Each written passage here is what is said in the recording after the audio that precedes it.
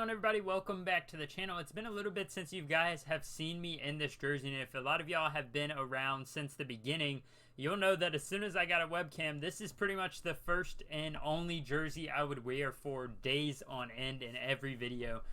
This is the first basketball jersey I ever owned. It was a great addition to start my collection, but that's not what I'm here to talk about with you guys today. Today, I want to talk about my favorite team in the Milwaukee Bucks, obviously, and a team that I worry about going into this season. You know, the offseason is so much of, a lot of the times, just a way for teams to improve. For contending teams, you know, they get better through trading, through free agency, through, making moves. And if you're a rebuilding team, usually you get better through maybe free agency, but the draft more so than other places. And the Bucks haven't really made any moves. I mean, if you think about it, the Joe Ingles signing, who knows what that's going to be? He tore his ACL. He's like 34, 35, 36 years old, somewhere in that range. He could be, a decent 3-and-D guy still, in my opinion, if he can get back to, like 90 to 85% of what he was.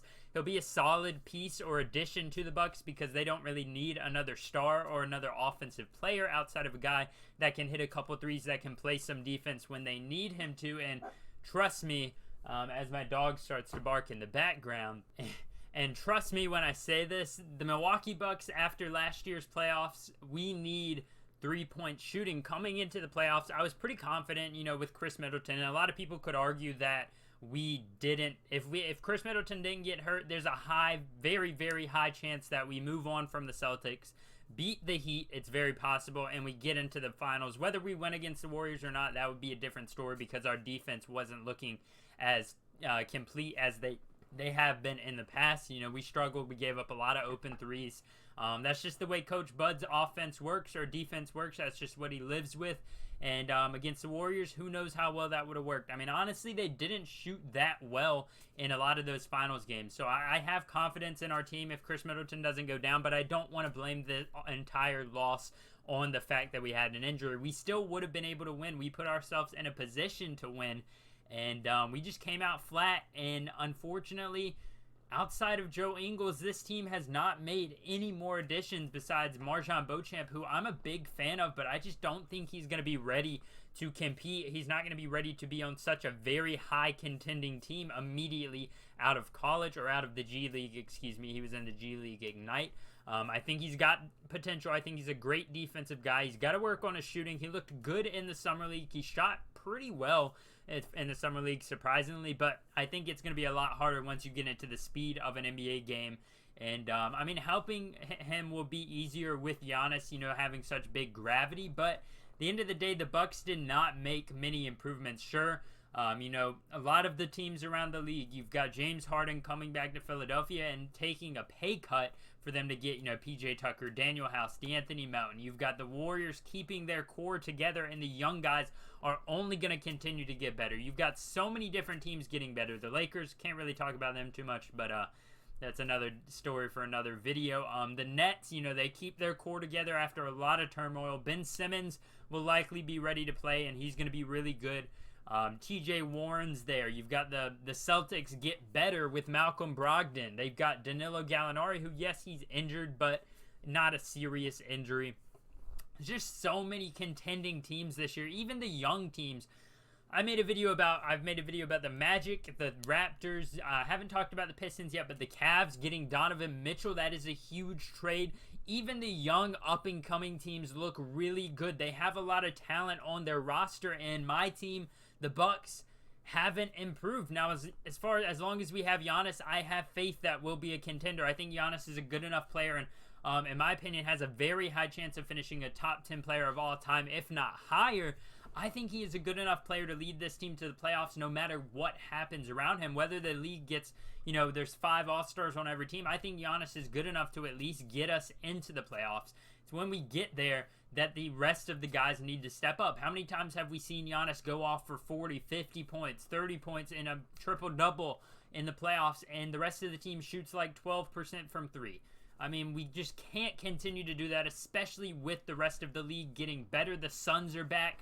I doubt they're going to be as bad as they were last year in the playoffs. I doubt they're going to get blown out like they did. They look like they're going to be just as good as they were last year in the regular season, at least, and probably find a way to replicate that success in the playoffs, unlike something they couldn't do last year.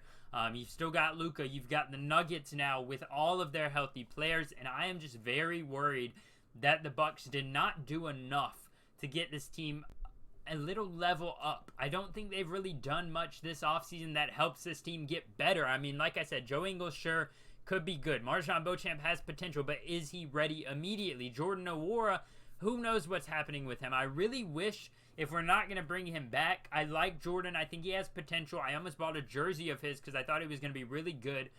But if we don't bring him back, we have to make some type of sign and trade deal. And that's been a lot of the, discussion in the Milwaukee Bucks subreddit about whether or not Jordan Nwora is going to be traded, where he's going to go this offseason. Is he going to come back to Milwaukee? I've seen, we got Clarkson on the market.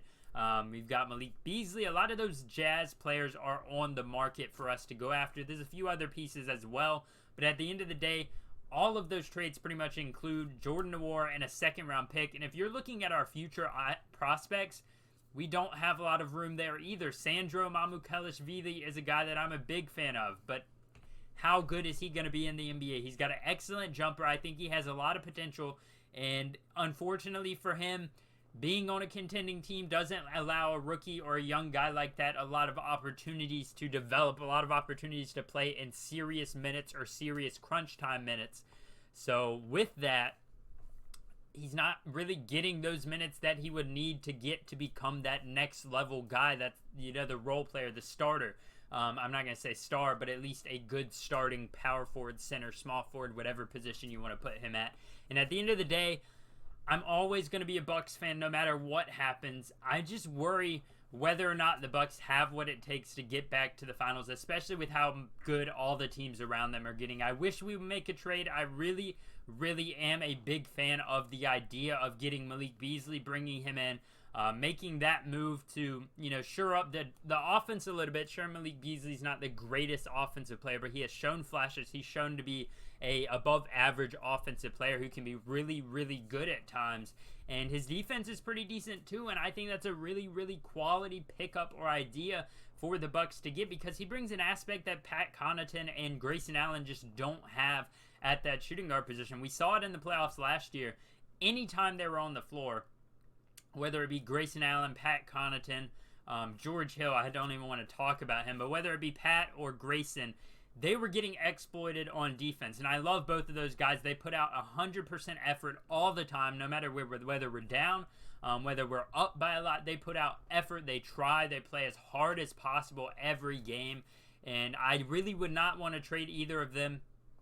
But if we bring in Malik Beasley, we bring in a guy who is a little bit taller. He's got a little bit more defensive talent. He's got a nice frame. He's not big, but I do like his body size. I think he would be a nice body to bring onto this roster and supply us with, at the very least, another good shooting guard option. Whether he would come off the bench or not would be a question of how good Grayson or Pat are being at that time. I mean, honestly, last year Grayson took Pat's starting job at that shooting guard position, but we all know from the finals 2 years ago just how good and how elite of a shooting guard Pat Connaughton can be, especially shooting, over 50% from three in the finals. That guy was lights out. He was really helping us win a lot of those games across the series.